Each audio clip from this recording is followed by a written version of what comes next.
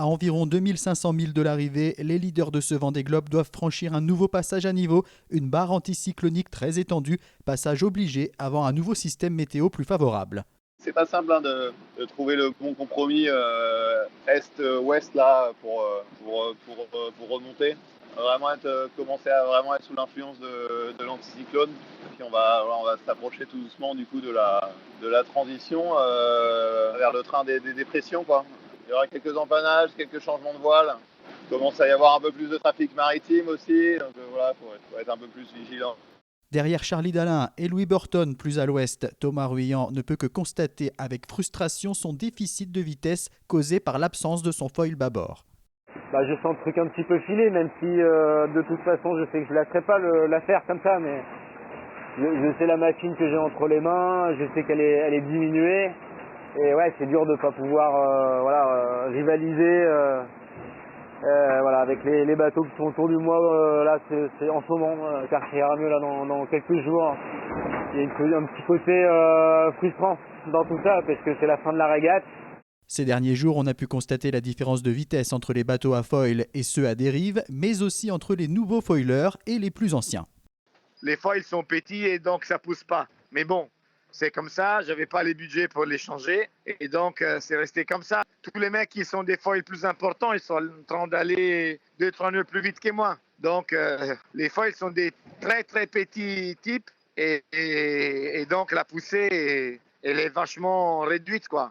On accepte les choses comme ils sont et on fait avec. Un bateau supplémentaire a fait son retour dans l'hémisphère nord depuis mardi soir, l'Occitane en Provence avec Armel Tripon. Bon, j'ai plus rien à offrir à Neptune malheureusement. J'avais vu un peu court. Et je pense qu'il va être sympathique avec nous. Voilà, je crois qu'il nous aime bien Neptune. On a des affinités, lui et moi. En effet, le dieu de la mer se montre bienveillant avec le skipper nantais qui traverse un poteau noir plutôt clément. Un peu plus loin, Jérémy Bayou a pu réparer son J2, une voile d'avant déchirée depuis 2 semaines. C'est pas le truc que je préfère, hein. La réparation. En fait, il y avait trois trous dans la voile. Voilà, donc c'est de réparer ça là et là-haut. C'est de réparer ça le mieux que je pouvais. Le skipper de Charal a creusé l'écart avec Arnaud Boissière et Alan Roura. Le Suisse, privé de quilles basculantes, s'est trouvé une motivation avec le Sablé à ses côtés. J'aimerais bien sortir de ce passage à niveau avec Cali, ou du moins pas trop loin pour pouvoir prétendre à le remonter, parce que je suis remonté à bloc et j'ai vraiment envie de terminer pas trop loin de Cali. Donc voilà, c'est vraiment ma carotte, ma motivation là pour le moment.